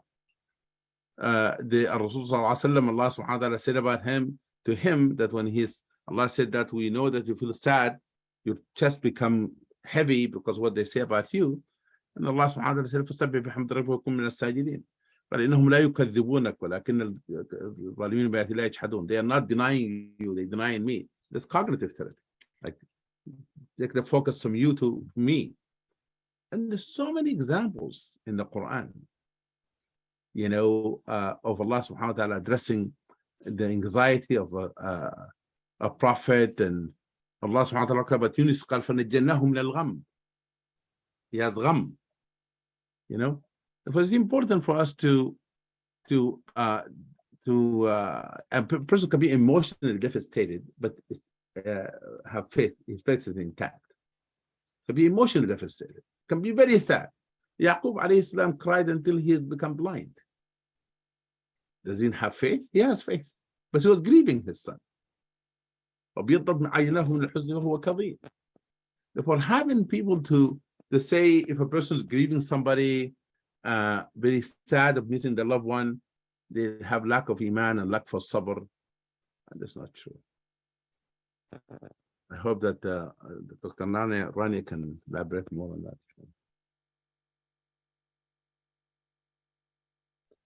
Thank you so much. Oh, sorry, go ahead. MashaAllah, I was going to say, Imam Majid covered it. Yeah. And I do see that there's a few more questions kind of all related, so maybe we'll just collapse them together because they're all relating to something very similar. Some ask about depression and iman. weakness of iman and faith, mental health, other issues, and character or Islamic, faith is their faith weak. And so I think Imam Majid did a wonderful job explaining that. And one of the things that I shared, actually, in fact, some of Imam Majid and myself and others from the Islamic leadership circle, alhamdulillah, have been working on a little video related to this 988 number to let folks know that they're able to reach 24-hour care. And one of the stories that I shared in that, I don't know if it'll be in the video, but I'll share with you the story nevertheless, because for me, it really highlighted it so clearly. I think one of the very first cases related to suicide that I had, that I first knew even about this, even word of suicide, I was studying my own deen studies and one of my own shuyukh, like somebody who is a scholar of knowledge, subhanAllah, of sacred knowledge, somebody who, is a mufti, is a hafiz of the Quran, somebody who is, an ocean of knowledge, literally. So there's no questions about Islamic knowledge, weakness of iman, qualifications, prayer. You don't get more versed than this, subhanAllah. And when I was like, we don't, all I'm trying to say is this was somebody who is teaching us Islam, right? And yet, subhanAllah, what we didn't know is that he was also suffering from mental illness. We didn't know that as students. And some witnessed him attempting suicide, and it was very, very difficult on all of us. We didn't have the words. We couldn't even explain what was happening. It was such a shock to our system. And then it became clear that there was actually a mental illness, and I'm so thankful that we were able to get him help and care. And when people ask me the question about, is this weakness of iman, is depression just people being lazy, is it just related to, and I said, subhanAllah, here is your ocean of knowledge scholar, but he has an actual bona fide medical and mental illness that is causing him. And subhanAllah, later when alhamdulillah, he survived. Alhamdulillah, he got the care. And when we talked with him later about this, he had no rational recollection of what was happening because he wasn't in a rational state at that moment. So when we talk about the most religious of people, could it be in circumstances where they are not able to comprehend, they've reached a point where it's not rational anymore. SubhanAllah, this is a very different thing when people say, oh, just get over it, or go pray more. No, folks, that's not how this works, right? So it's really important to understand that. And sometimes we have to tell these very difficult stories to illustrate that. And so I hope that story helps, inshallah. It definitely opened my eyes completely, completely to this topic and made me understand a little bit better. Thank you, Dr. Rania and Imam Majid. I'm sure a lot of people are going to find comfort in both of your responses.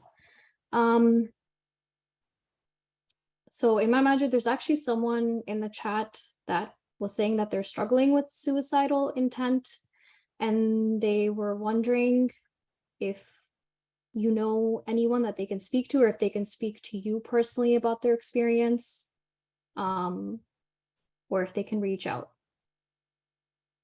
I just want to say that we're not mental health professionals. Mm-hmm. Because I just said that the Imam to know how they need to know their lane. And I really, if this person in Virginia area, we have mental health professionals, we can direct them to Adams Center, and they can contact adamcenter.org and imam@adamcenter.org. We will help them, inshallah. If they are from different other communities, I think that, I don't know how we referral system that you working with in this organization, but I whatever I can do to help the person, I can talk to them, but I'm not a professional. I can talk to them and help them from a spiritual perspective, but I really advise them to seek professional help immediately. Thank you. Dr. Rania, if you have any suggestions to them? Yeah, I do want to make the point that it is actually a little bit hard not knowing where a person is located. We're trying to give, I see in the chat, there's so many resources being put in the chat box. I really appreciate that, folks. I know our Maristan team is putting in some resources, and others also are putting in resources. One thing that I'll point you to in the direction of, for somebody who's looking for, they don't know where to start to look for resources. Of course, if it's a crisis situation, we've talked about the 24-hour hotline. And also earlier in the chat, if you scroll up, you'll see some Muslim-specific hotlines as well. Those are very useful, actually. They're actually, maybe we can repost them in the chat box now, inshallah, some of those hotlines. In addition to that, Maristan, if you go to Maristan, we'll put the link here, maristan.org/resources. Some people say, I don't know where to look for in my location a Muslim therapist. I really would like to have a person of my own background to talk to. This is, of course, not in a chronic, not in an emergency situation, kind of in an everyday situation. What do I do? If you go to our website, actually we break it down. We give you the different databases related to Muslim mental health professionals across the US. And even there's a link to one that is international. And so regardless of where you are, you can type into the database to see what pops up in your location, and then you can contact those people. We don't know all the Muslim mental health professionals, but we put it as a resource for you for your state and your location to find people, because maybe you don't know them all, but we've tried to collect them. So they're on our website there. So please use that link to your resource. So I'll pose this question to the both of you, but someone's asking, how do you convince someone to seek help when they refuse to? Imam Majid, would you like me to start first? I'll start, inshallah, please, if you can continue. The first rule of therapy that we learn, this is very hard, people don't like to hear this, but it's very important. It's one of the very first rules of therapy that we learn, is that you can't help someone who does not want to be helped. I say this and people do not like hearing it. And it's really important to understand why we say this in the professional field, because it turns out that you can help convince the person, you can help inspire the person, you can maybe even get them to want to change, but you can't force someone to change. And that is really important. So if you have done what you can, you have, like the Islamic concept of tying your camel, you've done what you can, you've given the resources, you've tried the you've tried the talking, you've tried and the person is resolute against this, please know that you, in the eyes of Allah subhanahu wa ta'ala, you've done what you can. If and when they are open, and this is where it becomes really important, people get frustrated with especially their family and their loved ones or friends. So then they say, false, I'm not interested. I'm not going to talk to them ever again. No, keep the line of communication open. Keep the help open. Because what if one day, because they know you're still willing to give them a hand when they reach out, that they're willing to take that hand, right? So keep that line of communication open, because one day if they say, actually, can you help me? Right, then you're able to actually take that step. But it's really important to know that you can inspire change in someone else, but you can't force someone to change.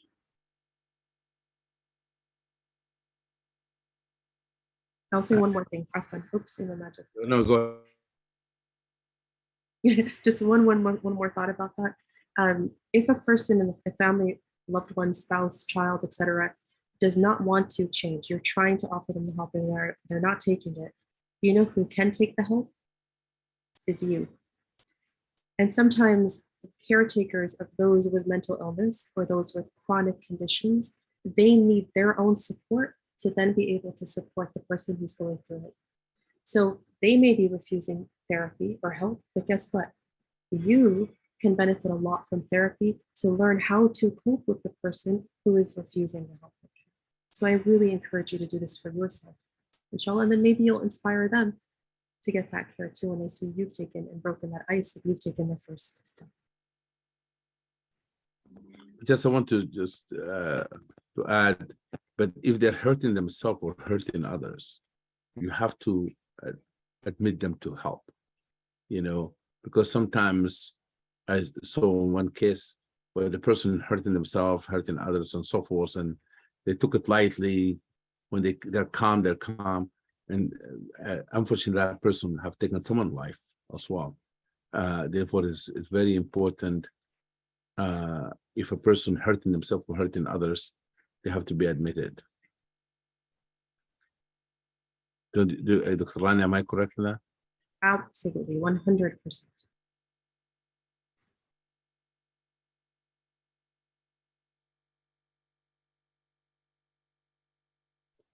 So Imam Majid, I think this question would be a good one for you. Someone is asking about the procedure around the janazah prayer for someone that has committed suicide. It's same procedures of any janazah. But one of the things that I tell imams, what you say before you pray janazah there can comfort people or can turn people off. They'll never come back to that masjid again. That's a moment of make it or break it. What we say before we pray janazah, it's very important.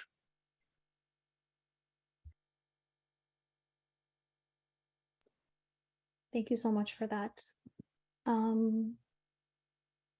So Dr. Rania, there are a number of people here who have concerns around calling the 988 number and then having them forcefully or involuntarily hospitalize people or hold them. Can you speak to that a little bit?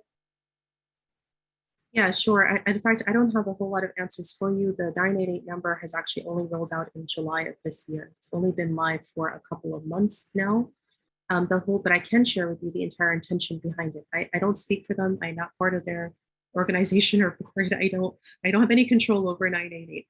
The only reason I say that is because in the United States of America, it is the only free 24-hour, full 7 days a week available line for you or your loved ones to be able to connect to care, which is why we're saying this. We hope one day there is a Muslim-based 24/7, 24-hour, 7 days a week Muslim hotline. There is not yet one in existence. So in lieu of that, please use this one. Now, what I can tell you is the reason that they didn't keep it as 911 and they went to 988, one of the main reasons behind it is because they wanted to have mental health professionals and people who are trained in mental health working those lines or consulting with those lines. So it's not going directly to police and law enforcement. So that's a really important distinction between the 911 and 988. Now, if what they call a welfare check, let's say somebody called it is in crisis and they actually need someone to go get them from their house, law enforcement may very well join them.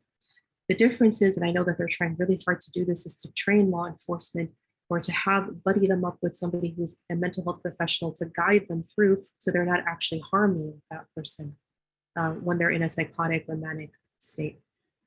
I can't speak for this all the time. I cannot guarantee, subhanAllah, that this is going to be perfect every time. But what I can tell you is it is very important that in a moment of crisis that a person has something to reach out to. And I hope we'll have even better and more alternatives as we go forward.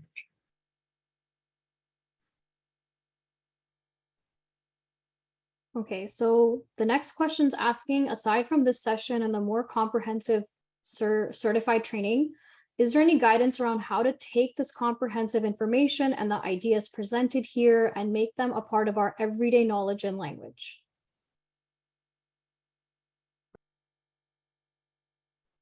Sure, we can talk about that briefly, inshallah. And just say that, yes, I really thank you for that question. It's a beautiful question. How do I take this and actually do something with it?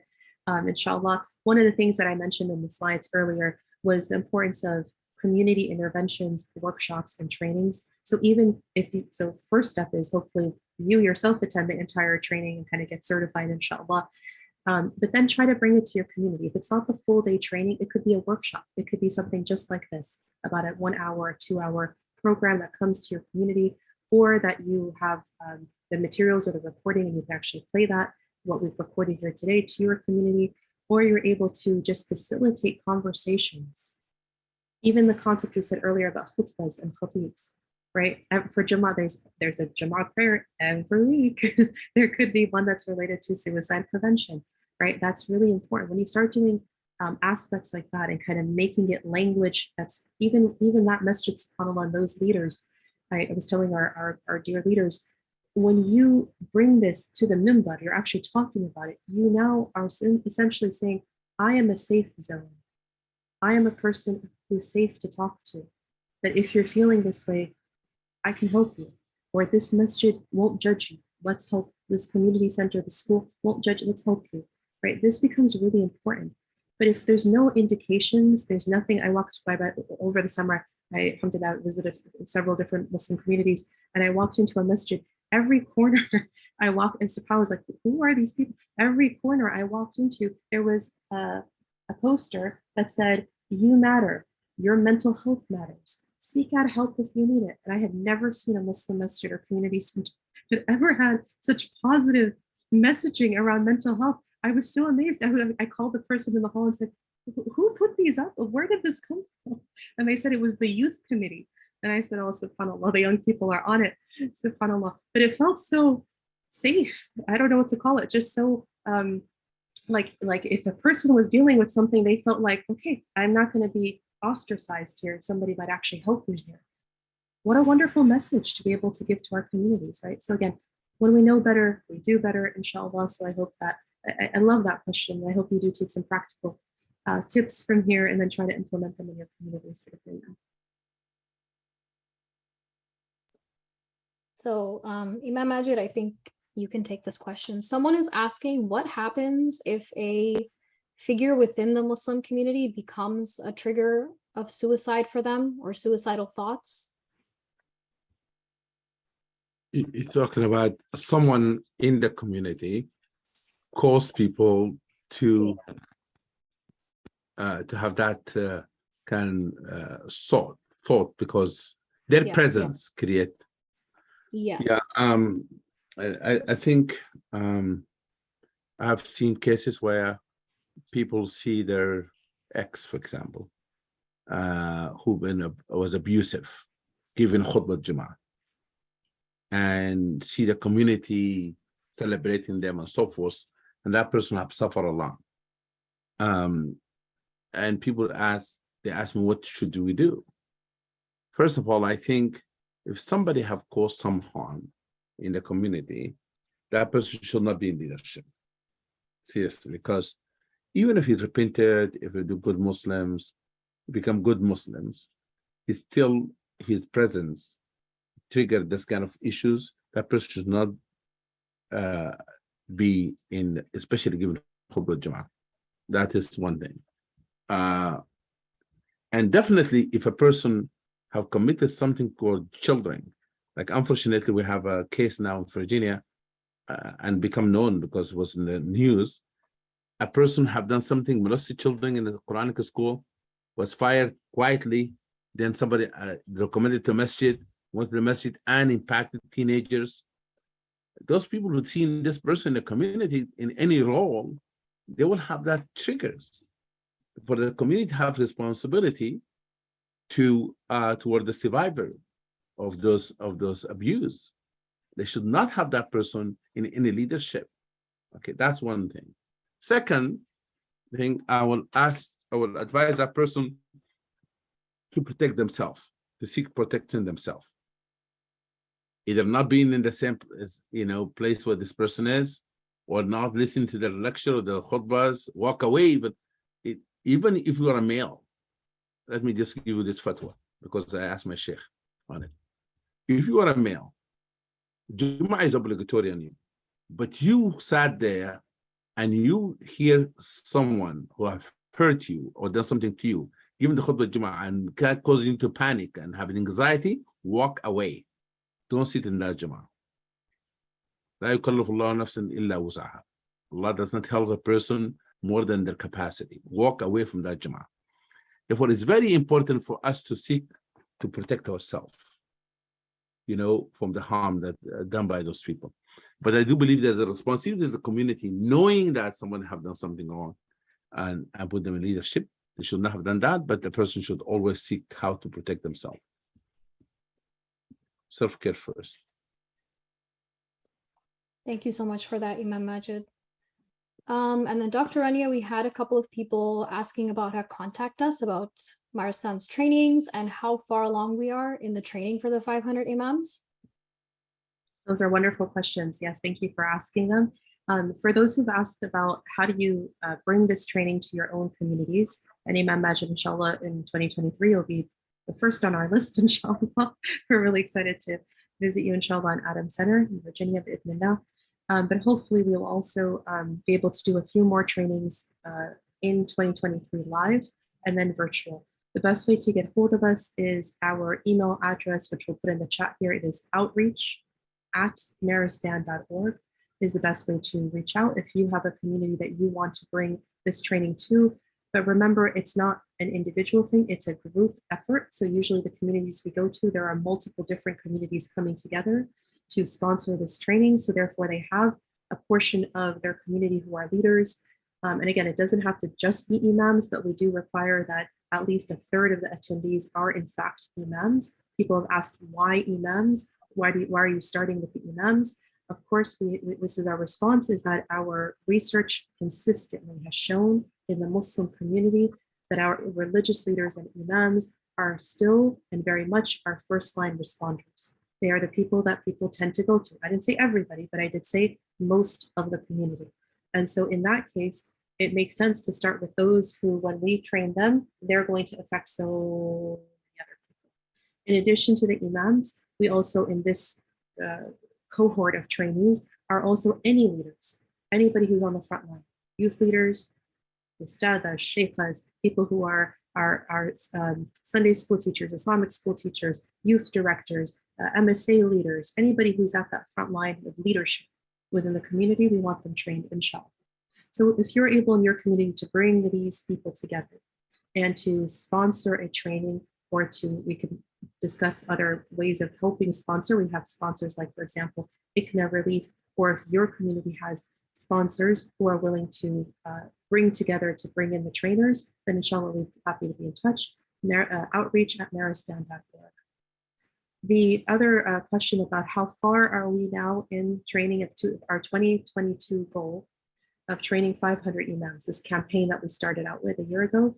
Alhamdulillah, I'm very happy to tell you that we are almost there. Alhamdulillah. So we're very, very excited. So inshallah, with the Dallas and the New York trainings that are happening in November, we hope and pray, we're projecting that by the end of those trainings, that we'll have completed our 500 mission, alhamdulillah. And we have so many more to train after that, but at least this first campaign has been successful, inshallah. And we hope to keep going from there with your du'as and your support, inshallah, and the fadl of Allah subhanahu wa ta'ala. Thank you so much, Dr. Rania. And with that, we will begin to wrap up. Thank you so much, Dr. Rania, and especially thank you so much, Imam Majid, for taking out your time this evening to help educate our community on the topic of suicide. For those attending, you can follow us on our social media channels to make sure that you don't miss out on our future events, particularly if you're interested in the suicide response trainings happening in Dallas and New York in November. We also have a 1 to 2 minute quick feedback form that you can fill out, and it is on the screen now. You can fill it out right after the session, and it'll help improve our programming in the future, inshallah. Also, if you found this session to be beneficial to you, you can consider donating your zakat or your sadaqah funds to Maristan to continue to serve our beautiful community. And inshallah, we will end our program. Oh, sorry, one more thing. So if you are in California, our clinic is now open. If you want to book an appointment with one of our therapists at Maristan, you can scan the QR code on your screen and book an appointment with us through there. And inshallah, we will end with a dua from Imam Majid. Alhamdulillah Rabbil Alameen, salatu wassalamu ala Sayyid al-Mursaleen. May Allah subhanahu wa ta'ala bless this effort, and all of the brothers and sisters, Dr. Rania Awaad, and people in Maristan, and everybody who's making this possible for training the Imam and leaders. May Allah subhanahu wa ta'ala protect our community, heal all of those who are suffering from mental illness, and may Allah subhanahu wa ta'ala give them speedy recovery and healing. May Allah subhanahu wa ta'ala protect the loved one and the providers, and give them the strength and the guidance to be able to help our community. And may Allah subhanahu wa ta'ala possess His blessing and forgiveness for those who are suffer and who's lost to suicide. May Allah subhanahu wa ta'ala make us all gathering the gathering of blessing in the company of the Prophet Muhammad sallallahu alaihi wasallam. أعوذ بالله من الشيطان الرجيم بسم الله الرحمن الرحيم والعصر إن الإنسان لفي خسر إلا الذين آمنوا وعملوا الصالحات وتواصوا بالحق وتواصوا بالصبر. جزاكم الله خير. السلام عليكم. Wa alaikum assalam wa rahmatullahi wa barakatuh. Barakallahu feek, Imam Majid. Thank you so much for being here with us. Barakallah. And thank you everybody as well. Take good care and good night. We'll see you soon, inshallah. Continue to follow us at Maristan, and we hope, inshallah, to see you in many more occasions. And please keep us in your du'as. Assalamu alaikum wa rahmatullahi wa barakatuh.